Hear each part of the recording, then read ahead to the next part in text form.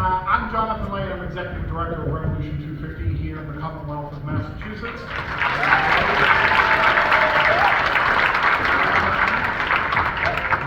I have been thinking about this for 8.5 years. So I'm glad to report, and I will do so to all of the public officials who are here today. Obviously, history in Massachusetts is very much alive. So thank you for being here.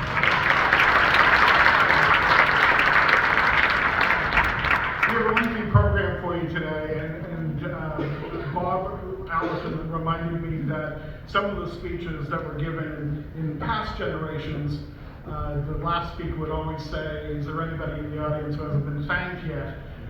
Raise your hands.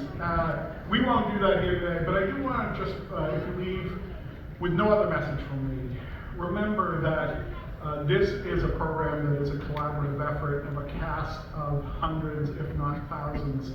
We could not be here without the help and support from our friends from New York, Saratoga 250 in particular, and the New York Parks. Thank you all so much for all that you have done. Here in Massachusetts, our very own MA 250, Massachusetts Office of Travel and Tourism, who are doing great work uplifting the Commonwealth in preparation for the 250th anniversary, which I'm happy to say, when I first took this job, people said, so the 250th, when is that exactly? and now we've reached the stage where people are asking, so the 250th, when is that over? Actually, that's just my wife who keeps asking over and over. But seriously, all of the Massachusetts 250th Commission, all the legislators and senators who are here, conventions who keeps my logistical feet to the fire, God bless them, and all of the partners of Revolution 250. I do want to give a special shout out, since we're here in the Mahaiwe Theater in Great Barrington, to Berkshire 250, Leslie Hertzberg, leading it from the Berkshire Historical Society. Leslie, thank you so much. If you have not been over to Arrowhead, please go. It will change your perspective quite literally. And of course, all of the people here, many of whom you'll hear from shortly, along Henry Knox's trail through the Berkshires, who day in and day out keep and research and preserve the story for future generations. They do it on years that don't end in 0 or don't end in 5, and really, we are all better for them. So if you get a chance to talk to many of the individuals from Monterey and Otis and Sandusfield, Russell, Blandford, and I know I'm forgetting a couple, Alfred, everyone, Great Barrington. Thank them, because they are really doing yeoman's service. It is my distinct honor and pleasure at this point to turn the podium over to a member of the Board of Selectmen here in the town of Great Barrington, Steve Allen.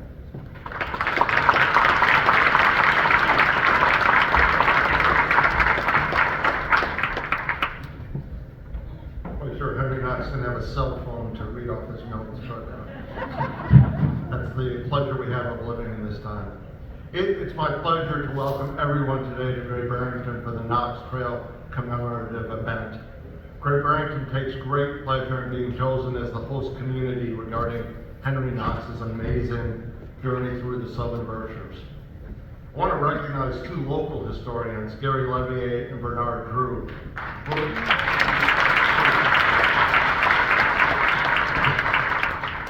They've been researching, hiking, and writing about Henry Knox for decades. We sometimes forget how fortunate we are to live in an area with so much rich history. Thanks to our local historians, this history comes alive on a regular basis. The beautiful Mahaiwe Performing Arts Center, where we sit today, began its journey as a Mahaiwe theater in 1904. This theater is located in the Great Barrington Historic District. Great Barrington is a warm, welcoming community with a great history of caring citizens. I hope you enjoy your visit here today, and thank you.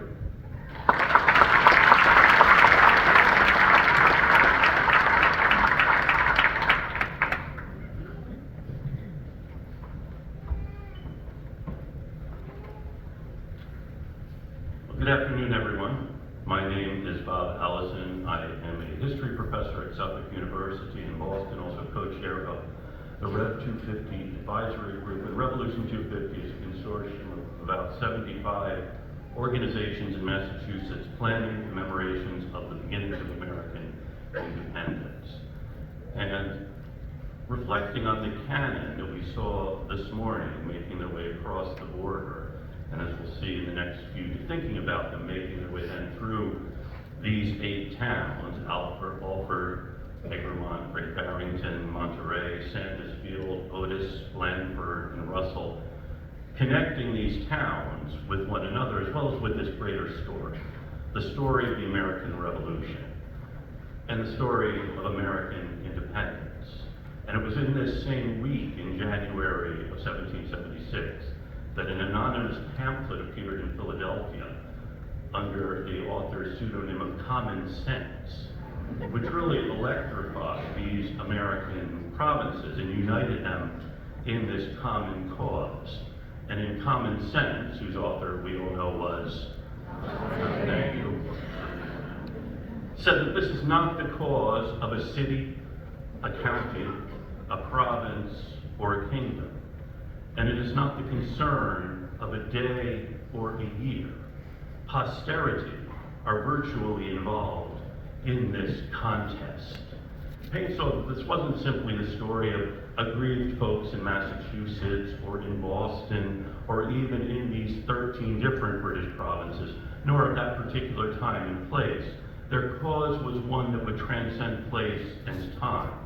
The sun never shone, he said, on a cause of greater worth. They were seeking, yes, independence from the British Crown, but then the next question is, what will that independence mean? As Payne goes on to say that freedom has been hunted throughout the globe. She's been exterminated in Africa and expelled from Asia, and now is on the verge of being annihilated in Europe.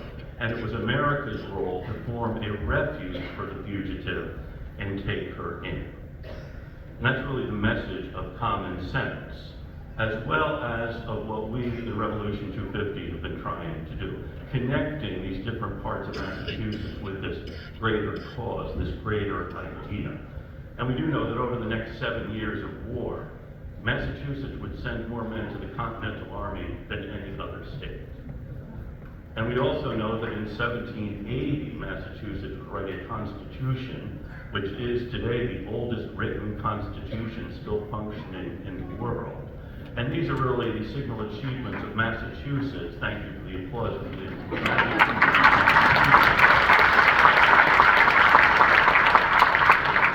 And we'll come back in 4 years to commemorate its 250th anniversary.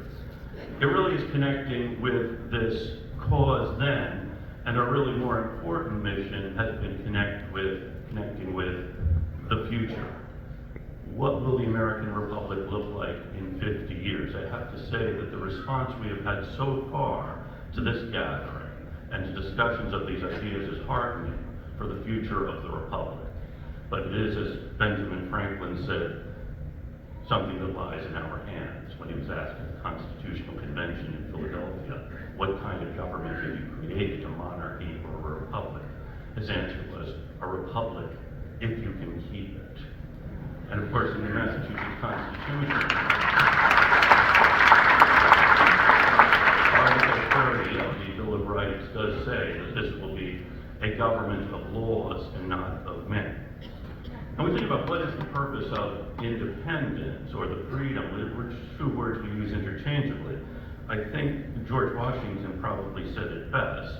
Of course, he was borrowing from the prophet Isaiah that a place where every man can sit secure under his own vine and fig tree, and none can make him afraid.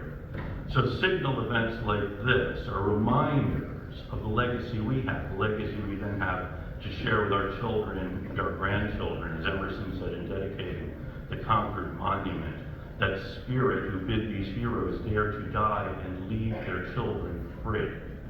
It's that same spirit we invoke in this commemoration and in the others we will be having over the next months onto Dorchester Heights.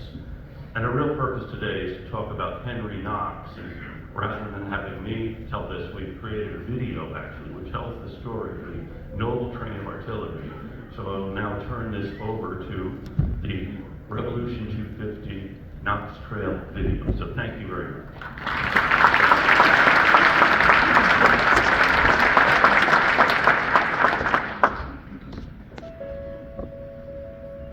The year is 1775. For more than a decade, the people of Massachusetts have endured new taxes, restrictions, and the heavy hand of imperial rule. Pushed too far by the Tea Act, they dumped 3 shiploads of tea into Boston Harbor. In retaliation, the Crown closed the port and suspended the colony's government. Massachusetts refused to bend. The people appointed a provincial Congress which collected taxes, passed laws, and stockpiled arms to defend their rights. Alarmed, Governor Thomas Gage sent redcoats to seize these supplies. One expedition marched toward Concord and met fierce resistance. As the king's soldiers retreated, thousands of militiamen surrounded Boston, trapping Gage and his army by nightfall on April 9th. With Boston under siege, the Continental Congress rallied to the cause. They formed a Continental Army under a Virginian named George Washington. But before Washington arrived, the fighting grew bloodier still. British troops stormed the fortified slope of Breed's Hill in Charlestown. They gained the ground, but at a staggering cost, suffering more casualties than in any other battle of the Revolution. When Washington reached Boston weeks later, he was dismayed. The camp was disordered, the soldiers ragged, and the army short on powder. Worse still, his artillery was too small to threaten the British fleet or break the siege. He needed bigger guns, many bigger guns. Luckily, fortune had just dealt him a card. Far to the northwest, Ethan Allen and Benedict Arnold had captured Fort Ticonderoga. Inside its walls were scores of heavy cannon, exactly what Washington required. The problem? They were 300 miles away, and winter was closing in fast. Washington soon found a man he could trust, a 25-year-old Boston bookseller named Henry Knox. During the siege, Knox turned his book learning into action, building fortifications at Roxburgh. Washington admired his energy and his easy way of leading men. He urged Congress to commission Knox as a colonel of artillery, but in the meantime gave him money, letters of introduction, and a daunting assignment: bring back the great guns from Fort Ticonderoga, 300 miles away. Knox reached the fort in early December and found more than 60 pieces of artillery, cannon, howitzers, and mortars. He loaded them onto boats for the trip down Lake George, then onto sleds bound for Albany. Snow came quickly, sometimes deep enough to stall the teams after only a mile or two. On the evening before crossing thinly frozen rivers, Knox had holes drilled into the ice to strengthen it overnight, then attached sealed barrels to the heaviest guns to mark the spot if they crashed through. Knox wrote to Washington of the noble train of artillery he was delivering. Day after day, Knox coaxed men leading 80 teams of horses and oxen through drifts and mountains, hauling guns that weighed more than a ton apiece. Progress was slow, but he pressed on with cheer and determination, writing to Washington that the difficulties were inconceivable, yet surmountable. Crossing the Hudson in January near Albany, he turned east toward the Berkshires. He hired extra oxen for the steep descents to keep sleds from sliding into ravines. In Westfield, townsfolk celebrated his arrival, providing gunpowder to fire one of the great mortars. In mid-January, Knox reached Springfield, where New York teamsters returned home. Now Massachusetts crews took over the load. At last, in Framingham, the cannon barrels were mounted on their carriages. There, on their way to Congress, John Adams and Elbridge Gerry stopped to marvel at Knox's fall, the weapons that would soon ring Boston and tip the balance of the siege.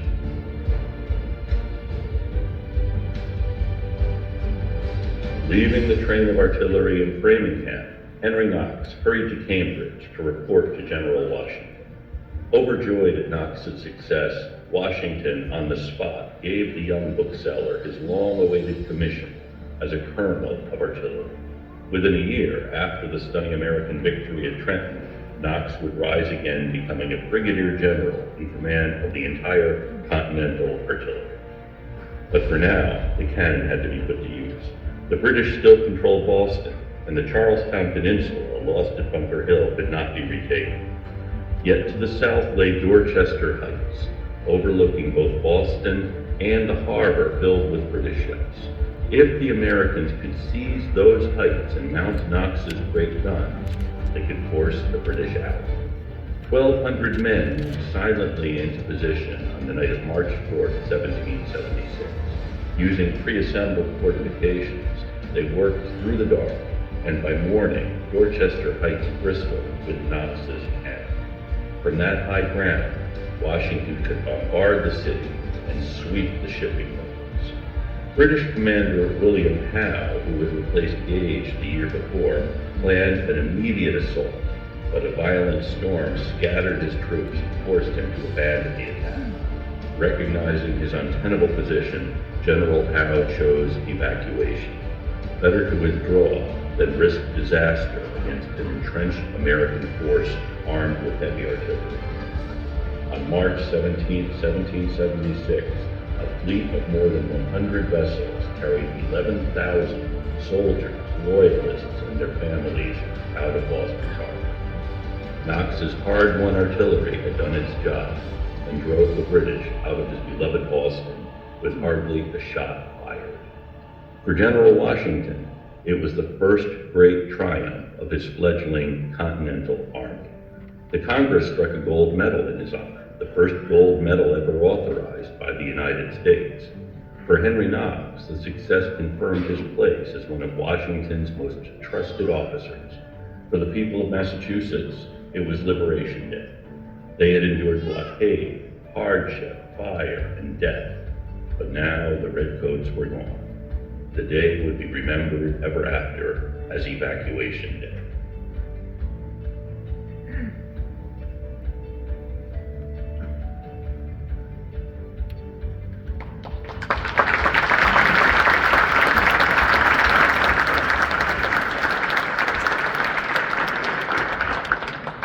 What a privilege it is to be able to tell that story. And we're fortunate to have so many folks who want to hear it, and it's really our charge to keep telling the story.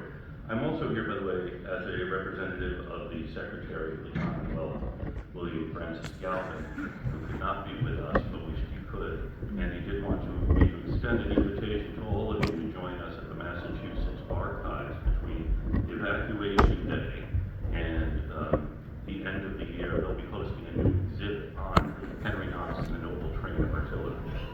And Secretary Galvin at the Commonwealth Museum, Massachusetts Archives also will provide a free bus to every school in the Commonwealth to bring children to see the exhibit as well.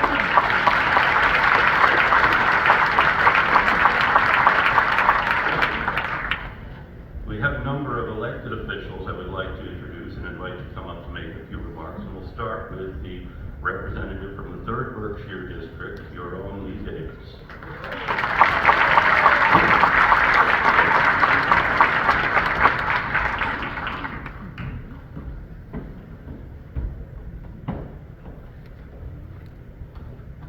Hello, Great Barrington.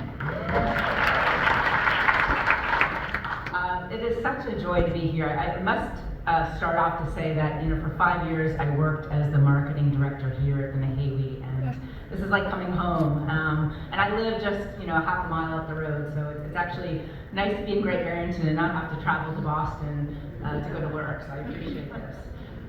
So thank you so much. I wasn't sure where I would be in the program because I wasn't stated, so this is a wonderful honor to be here with you and to be here with my colleagues from the legislature, State Mark and Nick Collins, and so many of you community members that I'm familiar with and love and am grateful for.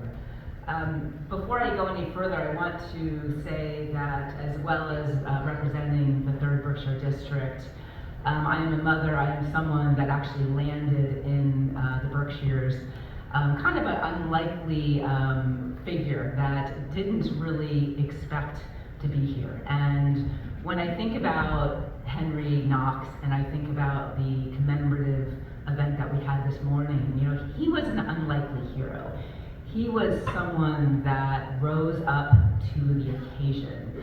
He had a goal, and we just saw in the film. He had, you know, many, many miles, 300 miles over 2 states to get to something that was a call to service.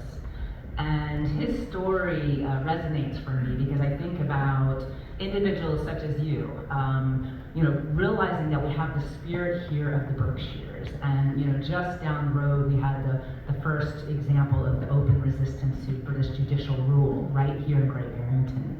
And we had the first convention in Stockbridge. So the Berkshires has this revolutionary spirit, and I can feel that in this room right now. And I can feel it among my colleagues, and I feel it among these community members. And what I want to say is we are so grateful and fortunate to be celebrating this momentous occasion, because this is really honoring someone that stepped into a role because he was called to serve. And that is something that resonates, and I look at the spirit of the Berkshires, I look at the spirit of the revolution, and I see all of you in that. It's something that makes us step up to the spirit and know that we can do better, and together we can do that. So I thank you for allowing me to be part of this celebration, and I look forward to hearing of my colleagues, and thanks again for all your support.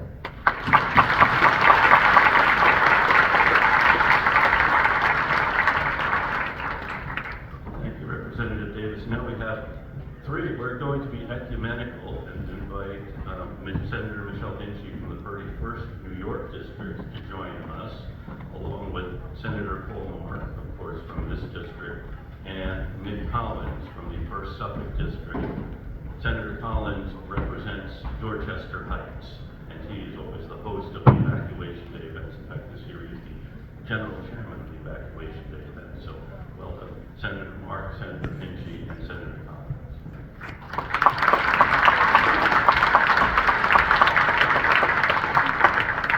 Good afternoon, everybody. Welcome to the Berkshires. What a great way to kick off the birthday, not only of the United States at 250 years, but the state of Massachusetts and the state of New York. Right here, the first event here in Great Barrington, here in the Berkshires. Congratulations to all of us. This morning we had the official handover ceremony at the New York, Massachusetts line. And at the line, I was presented with the Lynn stick. And that reflected me being the highest ranking public official present. So I do not envy the person that's going to try to take this out of my hands later, because I've been holding it since 10 in the morning. I am so honored to be joined here by Senator Collins from South Boston and Dorchester Heights, and Senator Hinchy from right over the line in New York State.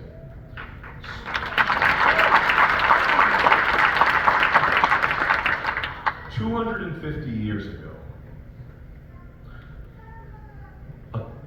a colony that had grown independent, that had developed its own culture, that had developed its own local democracy, its own local practices, its own local justice, all of a sudden found itself in a world where the national government decided they wanted to get a little too powerful. The King of England, with a very willing parliament, decided they were going to tax. They were going to control who we traded with. They were going to control who could come to these borders, to these shores. And Massachusetts, I don't know if you know this, when people tell us what to do, we don't love it. And so 250 years ago, when someone from abroad tried to tell us how to do things, what we did instead was tell them how it was going to be. And we worked together regardless of an arbitrary line. We work together with our friends and our neighbors and our brothers and sisters in New York State, and with our friends and our brothers and our neighbors and our sisters all the way east of Boston, to make sure that we were going to stand back and fight back and stand up and fight for what we believe in. No one was looking for a war. No one was looking for an independent country. All they were looking for was the right to self-governance, the right to freedom, the right to liberty, and the right to live the way that they wanted to do. And so the message as we are here at the 250th anniversary of the Knox Trail, the 250th anniversary of what became the American Revolution, and almost the 250th anniversary of this being a nation and a state, is that those ideals haven't changed for us, and we are willing today to collaborate and stand together and fight for those ideals and that independence the same then, now as it was then.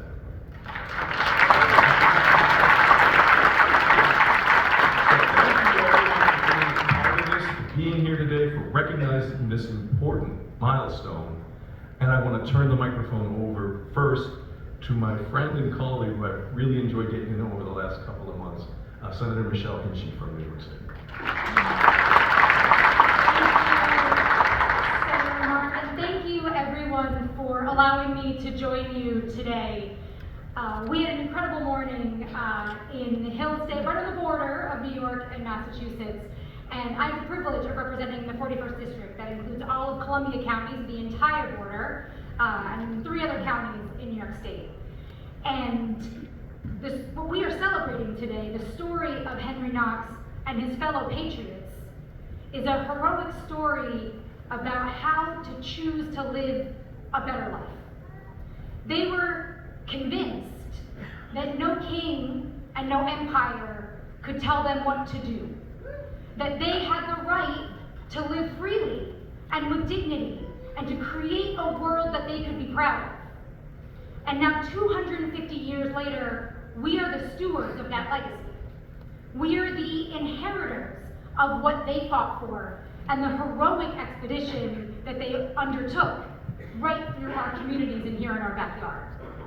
And so it is an incredible honor for me to join with you all to celebrate this community that we have here, and to remember that we all work so much better when we work together and we look out for each other as neighboring communities.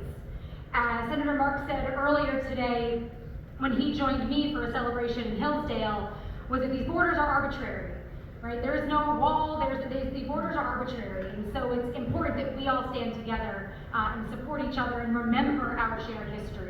So thank you so much for this incredible celebration, for letting me be a part of it, and I'm thrilled to be here to celebrate the 250 years. Thank you so much.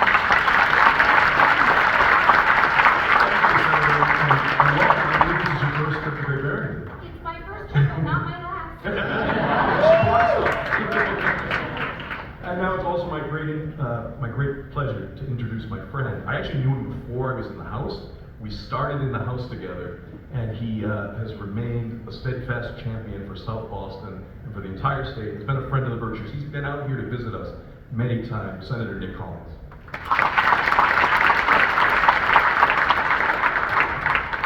Thank you, Senator Mark. It's an honor to be here. It's my second stop on the noble train of artillery. My first was at Ticonderoga a little over a month ago.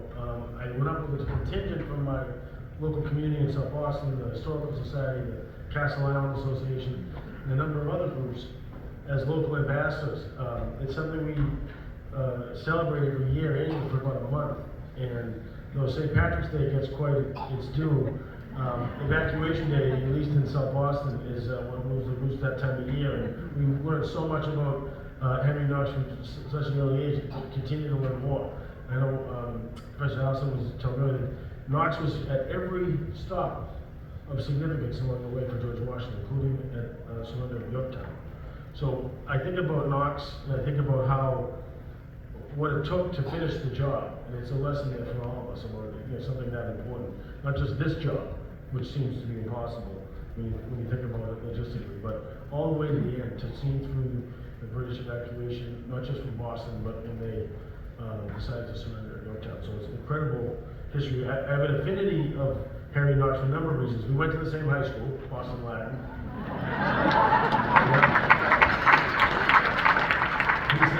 He's also Irish American, and it's so. Paul mentioned, Senator Margaret mentioned, I like to talk about my family. I do love the Berkshires. We're actually staying up in Great Barrington today and tonight. My kids with my wife at Butternut, and it's fitting that they're not here because they know so much about Henry Knox because of that time of year, and my wife in particular. The night of our wedding, true story, we stayed at the Omni Parker House, and it just so happened to be in the Henry Knox suite. So this was 360 degrees, was the cannons, the Berkshires, and to take it a step further, she thought I did it on purpose, and I had no idea, that's how it happened. We got on the flight the next day to Bermuda, where we stopped at this place to Swizzle Inn on the way to the hotel. One of the local Bermudans says, "Oh, what are you doing here coming from Boston? You must be here for the Bermuda gunpowder caper." I said, "No, what's that?" So it tells us the story that when Washington dispatched Knox to Ticonderoga to come back to the Berkshires, they needed gunpowder. And so they sent a vessel down to Bermuda and to rob the magazine with local Bermudans. Literally around the same time, they got back to Boston with the gunpowder. So anyways, Knox has been such a part of my life in ways I didn't think. So I'm happy to be here at Great Barrington to celebrate this. And to provide, on behalf of my colleagues, a copy of the Massachusetts Constitution that was tested here first, out in the Berkshires, to prove that when it was written, that it was abolishing slavery. And I think that's an important thing, that this happened out here.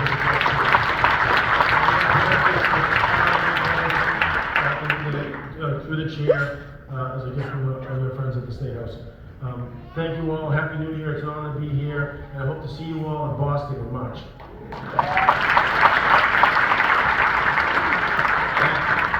Because I have the Lynn stick, I'm going to also give a last word. Thank you, everybody, for being here. I also have the honor of serving for the last 3 years as the chair of the Special Commission on the 250th Anniversary of the Revolution.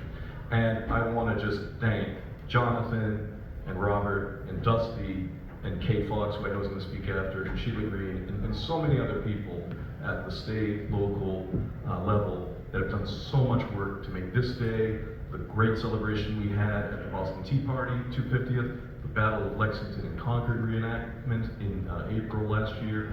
So many great events have happened. Massachusetts has been a leader for so long and will continue to do so. So thank you all for making this happen. Thank you all for being here. May we all be here for the 300th. And God save the Commonwealth of Massachusetts. God save New York. And God bless America.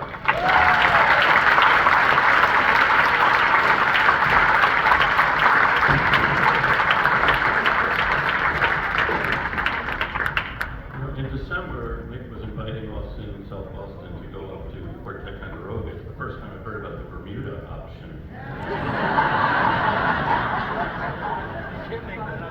Now, I would like to invite my good friend and colleague, Kate Fox, the Executive Director of Massachusetts Office of Travel and Tourism, which is the parent organization for Mass 250, to come and make a few remarks and help with the presentation.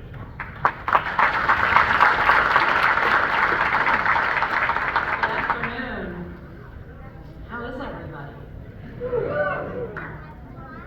Dusty, I don't see the proclamation. I want to identify that.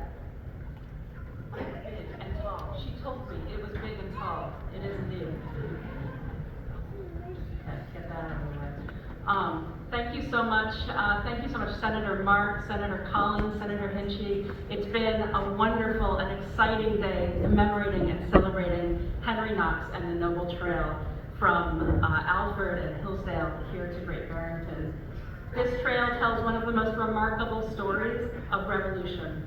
the movement of artillery through harsh winter terrain across towns, states, and communities made possible by local knowledge, shared sacrifice, and an unwavering belief in a larger cause. It reminds us that independence was not won in isolation, but through cooperation, determination, and regional partnership. And today's handoff reflects the same spirit of collaboration that made the original journey possible nearly 250 years ago. Actually, exactly 250 years ago. We are honored to be here in the Berkshires, and I want to thank the local community and the town representatives for their enthusiasm in welcoming this moment, which is especially significant because it represents Western Massachusetts' first official Massachusetts 250 touch point in this milestone year.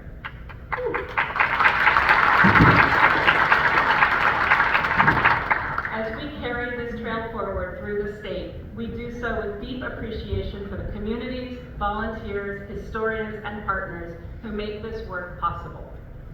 The Noble Train reminds us that liberty moved through places like Alfred and Great Barrington, carried by everyday people who understood what was at stake. Today, we proudly accept the handoff and we look ahead to the year of remembrance, reflection, and shared purpose across the state. With that, it is my privilege to be part of the Healy-Driscoll administration. And while Governor Healy and Lieutenant Governor Driscoll were not able to join us today, I do have a proclamation. I am not going to read the whole thing, but I'm sure we can share it.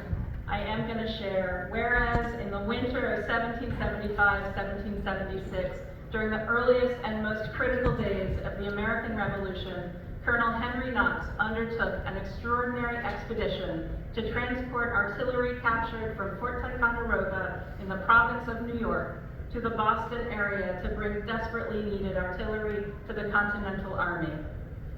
Whereas the Knox Trail today stands as a living testament for the perseverance, ingenuity, and unity of purpose that characterized the American fight for independence, and the town of Alfred holds an honored place in preserving this proud heritage.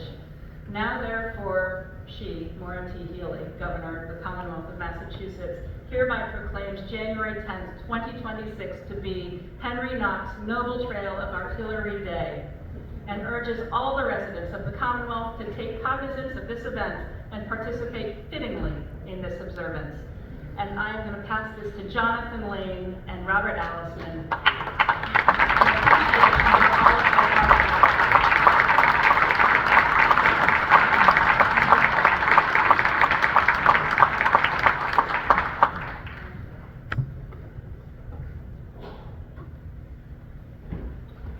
Thank you so much, Kate. And now we will be presenting to the towns along the route, and Kate Fox will be helping with that. Each town will be receiving one of our plaques as well as a citation from the governor.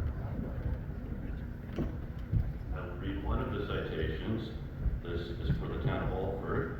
On behalf of the residents of the Commonwealth of Massachusetts, I, Governor Healy, am pleased to confer upon you this governor's citation in recognition of the semi-centennial anniversary of Henry Knox's journey through New York and Massachusetts, known as the Noble Train of Artillery. We honor your town's role in this endeavor, as it was one of the many acts of service and sacrifice in the cause of independence, this 10th day of January of the year 2026. And I will pull up each. We will have a group photo at the end, and our hope is to have a representative from each town holding the Lynn staff, if they can try it out at Senator. I will remind you, they are voters.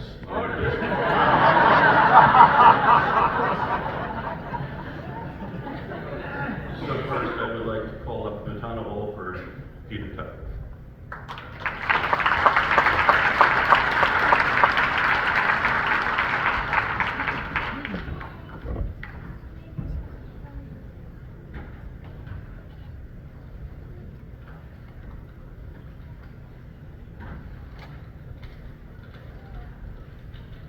So, again, thank you, Jonathan Lane, and all of you who worked so hard to make this a memorable commemoration, a wonderful event.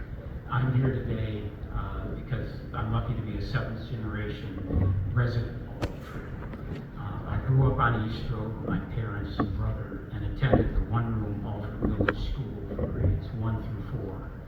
My mother, grandmother, and great-grandmother, plus 4 preceding generations of the Williams family, grew up on Route 71 along the route of the Knox Trail. All 3 are registered as daughters of the American Revolution.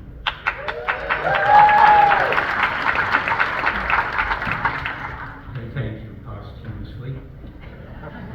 A portion of the original Williams house, built in the late 1700s, still exists as a residence in a house my mother first lived in, built around 1791 and operated as a tavern by George Darby Jr. is the current residence as well. In 1778, Cornelius Williams, the first of the family to reside at the Alfred Farm, purchased land with, a quote from the deed, a dwelling house, fences, and fruit trees standing on said land. Prior to the purchase, he was living in Spencertown, New York, so there is some chance that he witnessed the passage of Knox's noble train. Possibly the most noteworthy Williams in our lineage was William Williams, a Connecticut resident who signed the Declaration of Independence. He studied at Harvard to be a minister, as both his father and grandfather had done, but quickly enlisted in the Continental Army to fight alongside his uncle, Colonel Ephraim Williams, during the French and Indian Wars. Ephraim died in battle in 1755. His name is connected to Williamstown and Williams College. William Williams did not pursue the ministry, but held a seat in the Connecticut Assembly for decades and became a judge late in life. Alfred made significant contributions to the Revolution.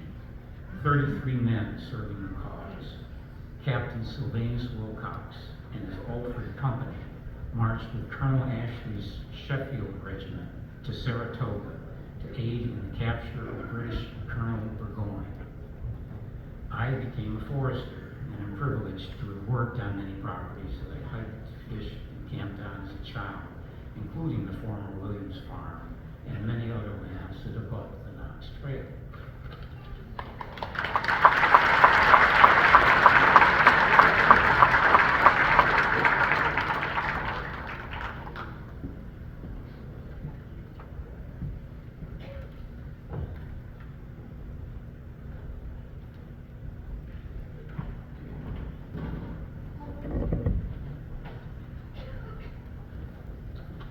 And next, from the town of Egremont, I'd like to invite Rebecca Turner.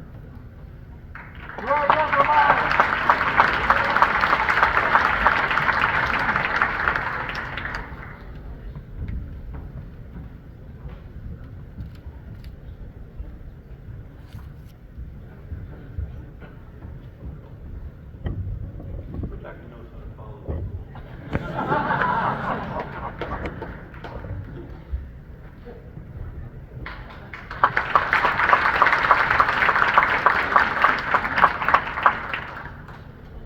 Thank you.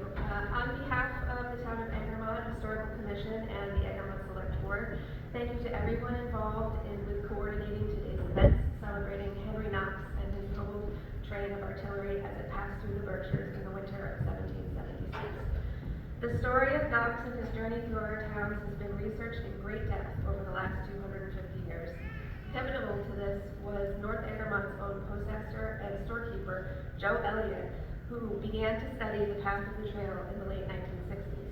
Thanks to his research and detailed notes, the direction of the trail was revised to reflect its travel down present-day Route 71, and 4 of the trail markers were relocated in 1975. A year later, many of our towns took part in the bicentennial celebrations, and though Joe had passed earlier in 1972, his son Craig was there to help guide General Knox and the cannons through the snowy North Egremont village.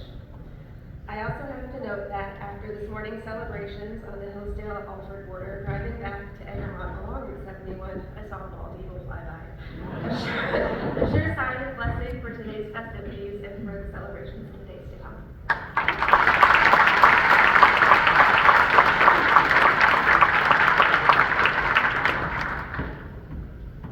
It is notable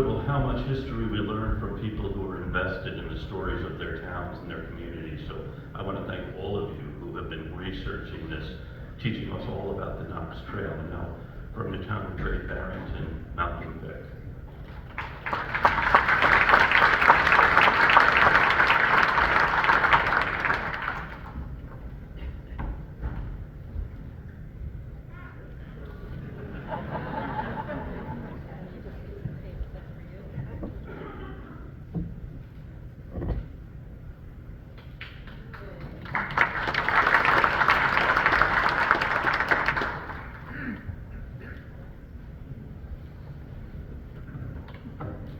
What a great celebration. I'm Malcolm Vick. I'm the chair of the Great Barrington Historical Commission, and I'd like to thank you so much for honoring our town's role in this significant event in our history. Great Barrington was a thriving community of about 800 people when General Knox stopped here. At that time, the people of Great Barrington had already been active participants in the Revolution. The courthouse that sat just between here and Town Hall was a site a year and a half earlier in 1774 of a regional protest to the Intolerable Acts, which we claim was the first open resistance to British judicial rule. Also, companies of Great Barrington soldiers were already serving with the militia in Boston when Colonel Knox's train came through. We have two esteemed historians in our town, Bernie Drew and Gary Levier, who have each written books They've each written books on Knox Trail, and also in today's Eagle, there's a nice article by Bernie, and in the Edge, there's a very good article by Gary outlining the Knox Trail. In Bernie's article, he writes about many of the ongoing local celebrations for the Knox Trail. He speculates that it's likely that General Knox and others were quartered in Colonel Elijah Dwight's house, which is just on the other side of CBS. It's that gray house that's sitting up off the road. It just sits down the street from here. I can only imagine the excitement in the town that was mostly patriots. Did the town people know or feel that this artillery train would be instrumental in driving the British out of Boston forever? I like to think they cheered on the train that was going to relieve the sons and husbands who were already part of the siege in Boston. To discover even more about our town's history, I recommend that you visit the Great Barrington Historical Society's Wheeler House, where the train began today. And thank you again for the great honor.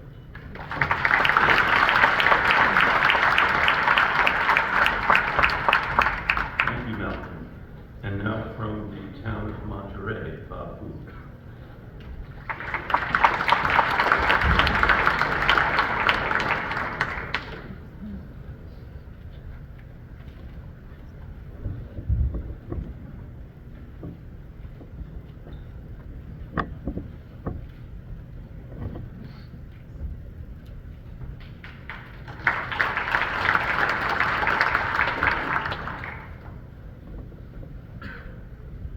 Thank you all. It's great to be with you for all us Knoxians, as I call us. It's amazing how much excitement has been building over the last year for this celebration. And thank you on behalf of the town of Monterey. I'm honored to be here on their behalf. Similar to the proclamation that Kate read this morning, the Monterey Select Board issued a proclamation. I'm not going to read it either, but deeming today to be Henry Knox Day, since Henry Knox arrived in Monterey on January 10th, exactly 250 years ago today. And it was such an amazing accomplishment, and we've heard about that over and over, and I expect we will hear about it continued. Washington's first victory over the British, resulting in the evacuation of Boston. And it's not a coincidence that the Declaration of Independence was signed about 3.5 months later. The Knox Trail from Great Barrington leads through Monterey, was then called Township Number 1, and that was the main road from here to Springfield. It was never a great road, but it was the main road. Monterey today is a beautiful and hilly place, and Henry Knox reflected that in his diary 250 years ago today when he said, "Reached number 1, having climbed mountains from which one could almost see all the kingdoms of the earth." It was obviously quite a climb for his teamsters hauling 60 tons of artillery. Fortunately, the Knox Trail roadway today is a little bit easier, and it's only a 15-minute drive from here to Monterey. Next week, a week from today, Monterey is going to be hosting a commemoration of the Knox Trail, and I hope many of you will come. There'll be events happening all day at the Monterey Library and at the Bidwell House Museum in Monterey. We'll have talks, an amazing documentary, similar to, but even longer than the one today, by Jonathan Barkin, who was a photographer who was hired by the Bicentennial Commission 50 years ago to do a documentary for the Bicentennial, and he has updated it for the 250th. There will also be panel discussions, exhibits, and I'm going to be leading a walk on a section of the old Knox Trail in Monterey. So there's going to be a lot of celebrations, and thank you again for this recognition.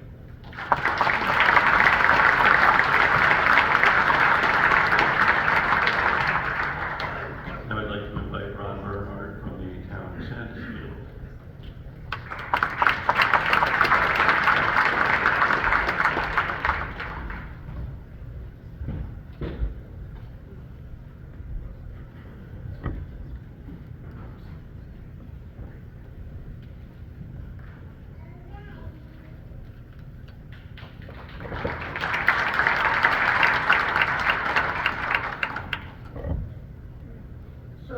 I'm the head of the Sandusfield Historical Commission, here to represent the town. It's quite an honor.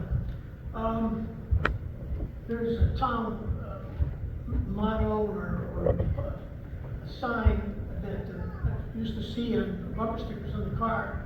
It said, "Where the hell is Sandusfield?" We may revive that. And it is apropos of my remarks today, very brief, that an awareness problem for our town. We like it that way. The town sent 240 men to the revolution, more than a quarter of the population. Virtually every able-bodied man and boy participated in that. It's amazing. The Knox Trail, we're here today gathered to these great ceremonies and events.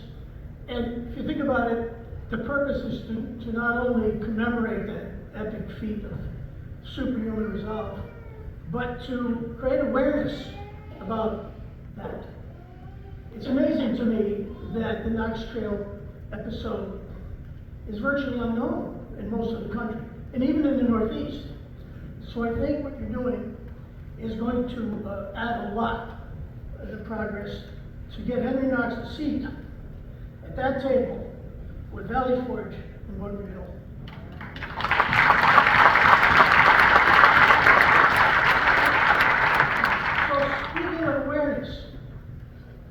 I doubt there are many people in the room here that are aware that there is a sacred place in the town of Sandusfield, about 25 minutes that way.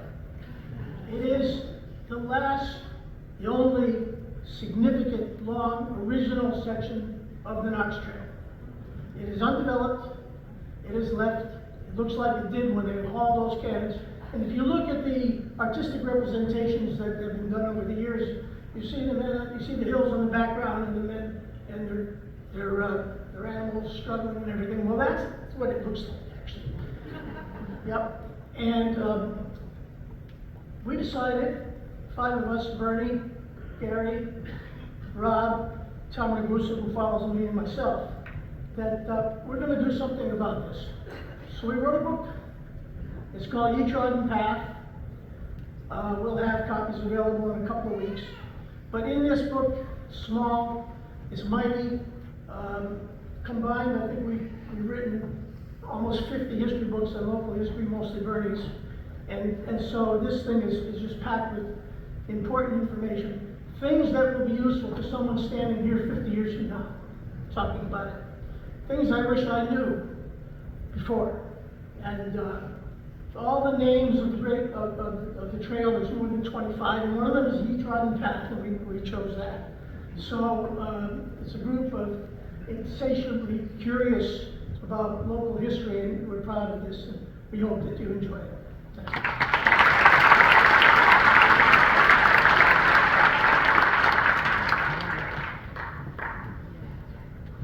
From the town of Otis, Tom Ragusa.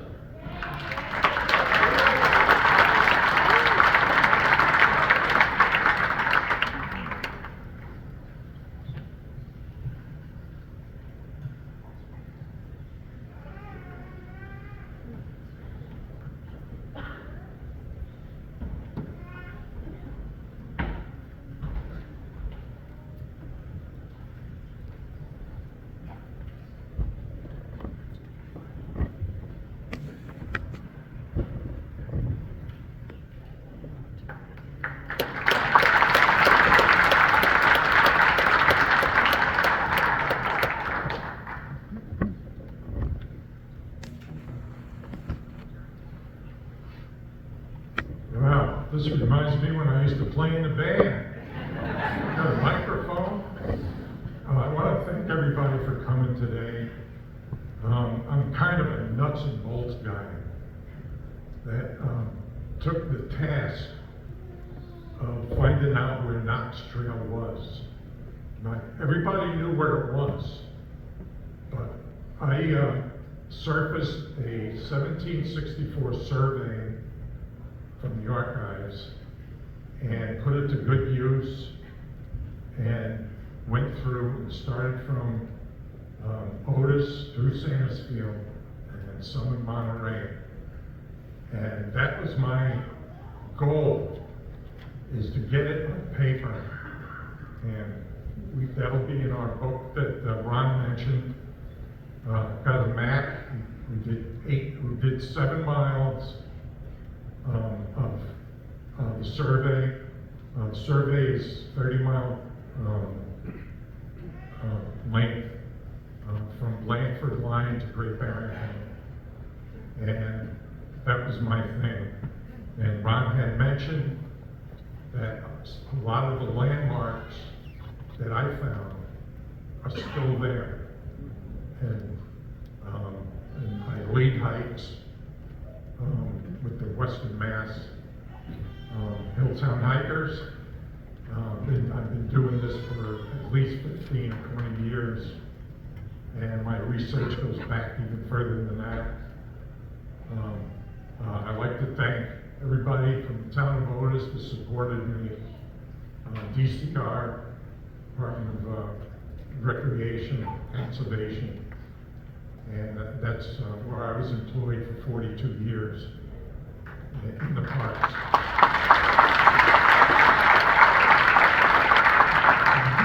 And many other people that were involved with this support, including my wife Cynthia, did I mention her?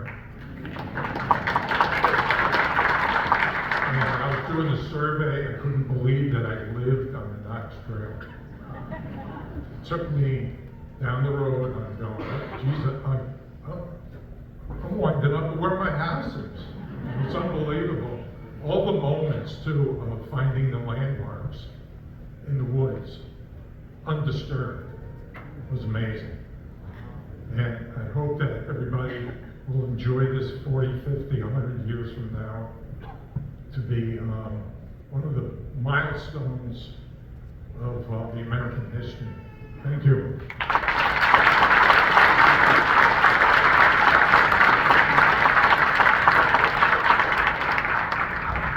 And from the town of Blandford, Carol Latender.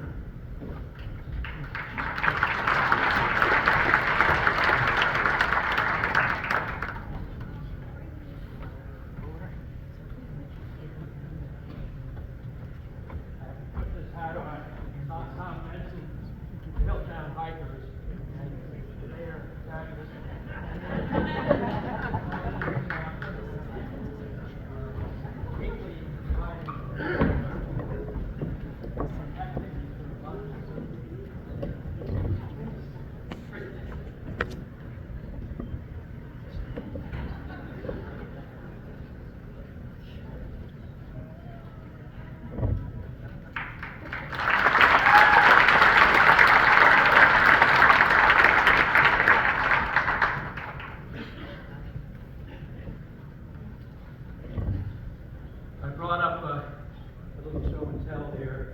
50 years ago, our little town of Blanford, which has 1,200 people in it, 1,200 people in it,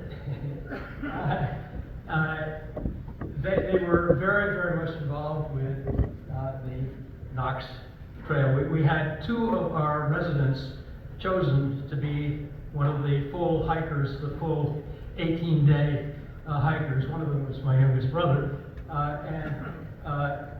The town went all out once they arrived in Blanford and put on an incredible chicken dinner and a wonderful square dance afterwards. It was a big, big do. And our town, for the period from the Lexington Alarm all the way to the signing of the Declaration of Independence, once a month put out a broadside. This is one of the original broadsides from January 1976, and has the welcome of Knox Trekkers. It's a 50-year-old document. And what we did, we featured a citizen of the town, and then a column all about Knox each edition. For all 6, we did 16 of them, 16 months worth. And this one is an original one, which we give to Jonathan to put into the collection, whatever way we can to memorize, to memorialize the fact that Blanford was very, very much involved with it. Tomorrow, everybody in the room is invited to come to Blanford, and at 3:30 in the afternoon, beginning 3:30 to 5 o'clock, we're having a major celebration on our fairgrounds, and the the whole operation will include 2 bonfires, an actual play that's been put together, a reenactment play, which will show how important Blanford was in the process of getting the train from Russell down to Westfield. So-called Devil's Staircase was one of the worst parts of the whole trek. And they will talk a little bit about that happen. And we'll have cannon that are going to go off. And we have oxen and horses. And it should be a wonderful, wonderful time. 3:30 to 5. It's a free kind of thing. We've got lots of parking space, and be glad to have anybody. It says it's totally a free event, and not only that, but donuts are going to be made on the spot there with cocoa and hot cider, and we hope to have a wonderful time. So that is very good.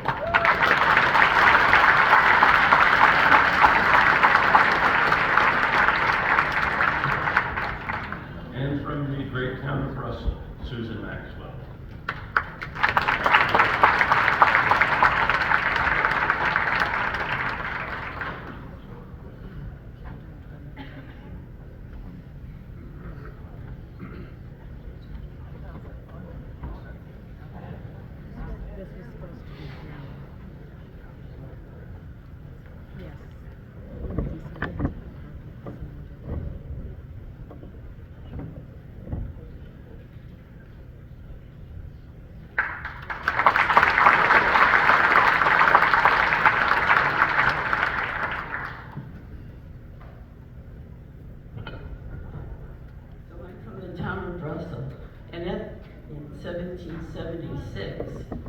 Russell wasn't even a town. We were incorporated in 1792. And at the time that the trek was going on, most of the people lived up near the lake. And I did check all the cemetery records, and there wasn't anything in the early 1700s, it was all the 1800s. And we have, along with everyone else, tried to find how Mr. Knox got down the double staircase, and where is the double staircase. So, we gotta say that Russell is the home of the double staircase, and we'll find it pretty soon. There's a whole bunch of interest in trying to find it. So I won't be telling you about it, but the next time, it'll be after that. We have a lot of ideas. And thank you for asking us to come, because we were not usually included because we were part of Westfield. But we're proud to be, that we live in the Pioneer Valley. And most people, my relatives that don't live in Massachusetts, when you tell them that, they're like, what, the Pioneer Valley? Yes, that's where we live. Thank you very much.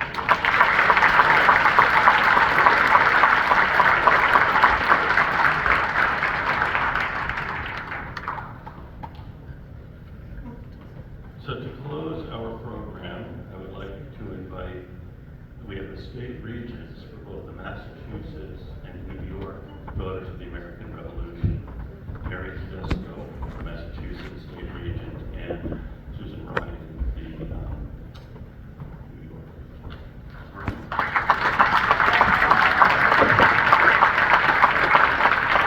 Thank you very much, Dr. Allison, and to all the distinguished guests here. It's just an absolute pleasure.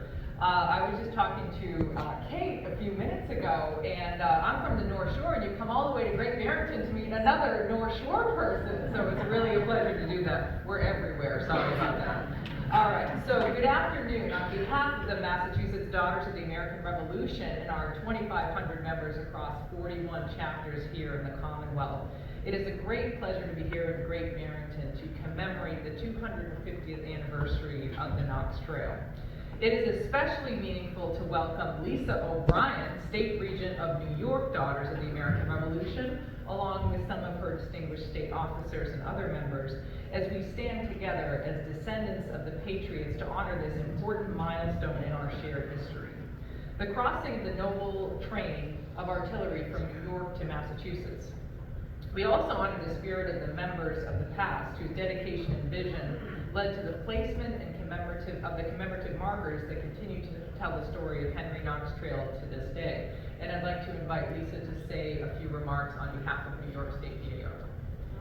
Thank you. Hello. Good afternoon, everyone. It is a pleasure to join Mary here with our collective purpose of honoring our patriots who serve. So on behalf of the New York State Daughters of approximately 7,000 members, we are happy to join forces. And I just wanted to say, these events really hearken to give an opportunity to reflect and to think of our own reflections in our remembering our ancestors. Even though 250 years ago seems like a quite distant past, it's really only 8 to 10 generations ago, not that far. So remembering our ancestors is not merely an act of patriotism, it is a profound way to honor their sacrifices, struggles, and joys. Their lives and stories become a lasting legacy when we keep their memory alive in our hearts and communities, like we're doing so today. Please continue to keep this in mind as we take away from today the importance of cherishing and honoring our heritage. Nothing of enduring value is truly lost when we keep it alive through our remembrance and actions. Embracing this responsibility makes us stronger, more united, more committed to upholding the principles that define and protect our nation for future generations. Let us continue to honor our history and build a legacy that will inspire others for years to come. And if you're interested in joining us, the Daughters of the American Revolution, please go to www.dar.org.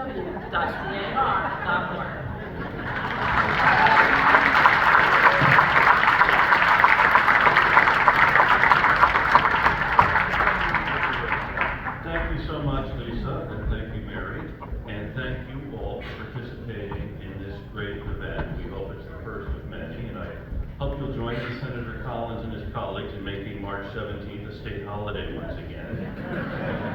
And I'll invite the recipients to come forward to have a group picture, and I will invite the rest of you. I hope to see you in Springfield, Worcester, and the other events. And Dorchester.